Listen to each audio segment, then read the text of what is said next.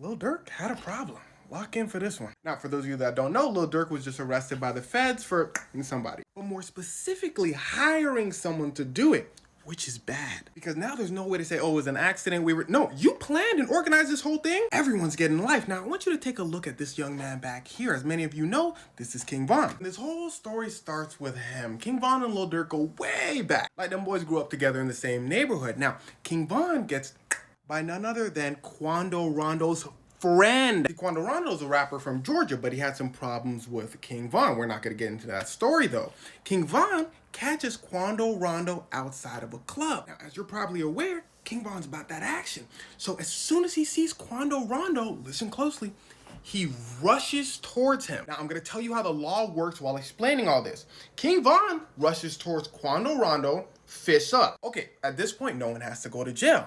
But King Von's friends start going towards their car, start clutching at their waist a little bit. Now, in the southern regions of America, if you're Quando Rondo or any of Quando Rondo's friends, basically anything goes. Anywhere else in America, they tell you, if you could run away, you should run away. Down in the South, they say, let them things fly. So Quando Rondo's friend gets out of their car and lets some things fly at King Von. And well, King Von passes. The courts go, well, we in the South, so it's what it is.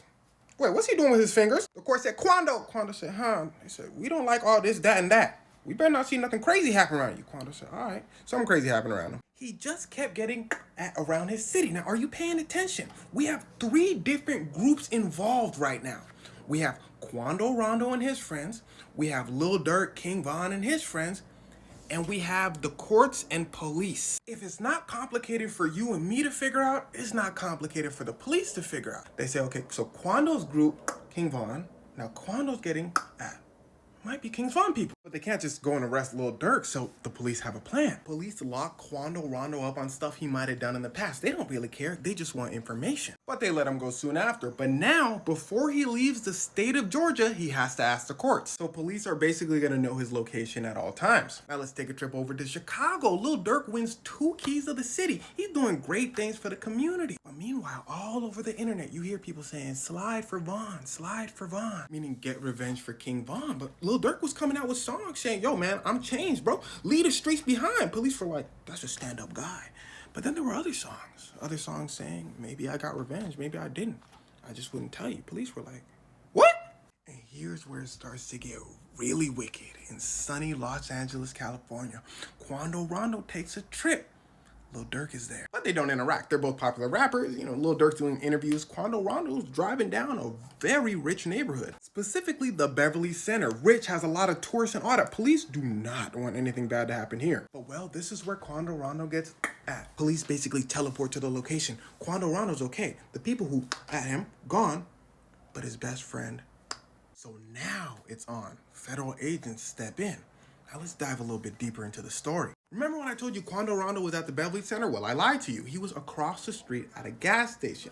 That's when he got at. Gas station? Oh, they just checked the cameras. They see the people do it, but they had ski masks on. Police are like, remember everything I told you in the story. Police are like, Quando's people, King Von.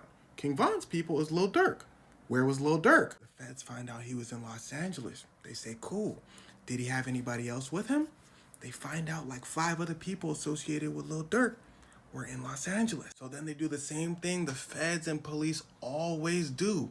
To get to the king, you gotta go through the other pieces. And how you get to the other pieces is simple. Wait till someone messes up. Same thing that happened to Young Thug. Police be like, hey, something crazy happened out in LA. We kind of think it was you, so we just finna give you 70 years, no biggie. The person be like, police be like, snitch. Just tell, we know you know Young Thug and them, just tell us. In Lil Durk's case, we know you know Lil Durk and them. And well, the person must have turned into Beyonce, because Lil Durk and a bunch of people get arrested. Lil Durk said, how y'all know? Police say, you know, going through the ponds type, but the police are not there yet. So let's dive into the story a little deeper. Are you keeping up with the story so far? Lil Durk and his people arrested. One person is assumed to be saying. That being said, let me tell you what the feds know. And the whole time, I want you to think, could they have figured this out on their own? That's why you always hear in rap songs, we got the paperwork, we know you a snitch.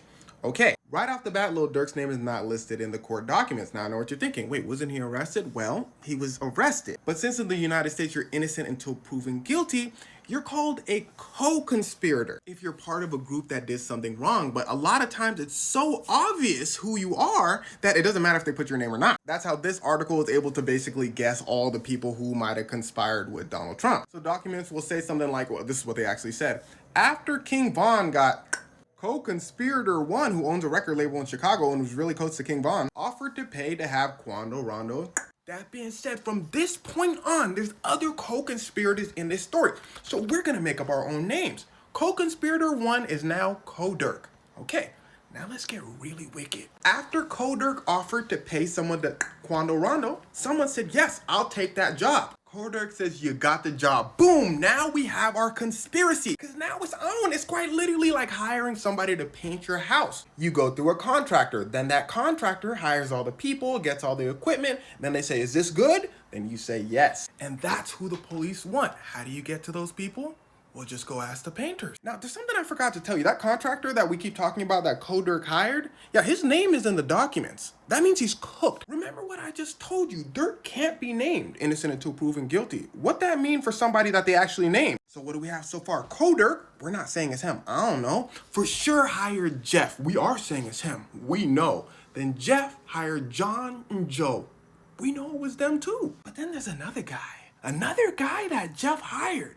We know it was him, but we're not going to tell you his name. And that's when the questions start getting asked. Hold on, FBI said all of the contractors' names except one. Would saying his name put his life in danger? Well, let me tell you the rest of the story and you tell me.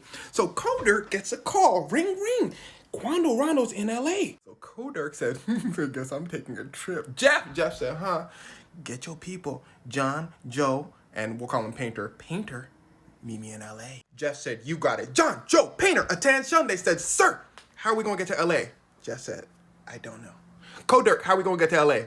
Durk said, I'll pay for your flight. But then Durk realizes if they all fly to LA, that would be stupid. So he tells them, y'all go to San Diego, I'll go to LA. San Diego's the city right next to LA. You just drive up to LA. So Durk calls his flight booker, who's also important to the story and is also unnamed. Durk says, flight booker, fly these guys over to San Diego, but don't put their real names. That would be stupid. Flight booker says, sir, that would be stupid. Hangs up. What did he just say? I don't know.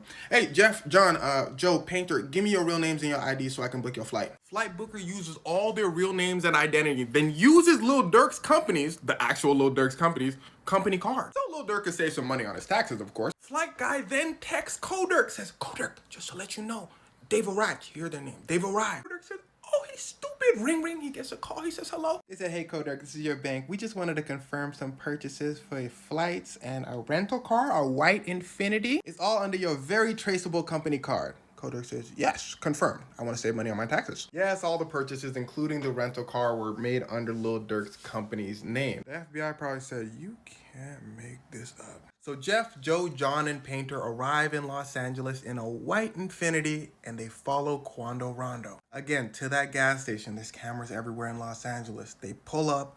Quando Rondo's friend was outside. You know the rest. Jeff, Joe, John, Painter then head over to get some food, and they discuss how Durk is going to pay them. They fly back over to Chicago. They came from Chicago, by the way, where Durk is from, and Durk pays them. Now, there's so much more detail given by the feds that people think, okay, somebody must have been wearing a wire. Well, most likely not, because as soon as the FBI hears someone's about to get... they need to step in. Now, there's a little more to this whole thing. So let's just assume Durk pays them all their money. The FBI figures the whole thing out, but then they need to prove it. So they look for the weakest link. They call him in and say, boy, come on. He says, what? The FBI says, your name is on the flight and the rental. He says, what? Let me see. Oh, that's me. Y'all trying to hear me sing?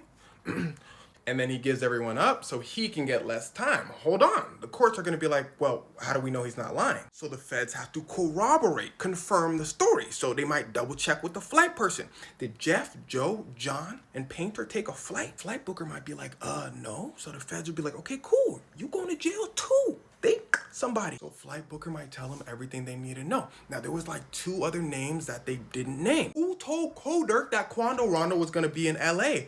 Oh yeah, they got that guy too. He said, I did. I told him. So now you're a jury and you hear all this information. They're going to be like, well, but there's another catch. All of the people that gave all this information need to say it again in court. Because if they don't, then the feds could have technically made all this up. So now you can understand why they block out these people's names for their protection. So to make a long story short, it's not looking very good for Durk.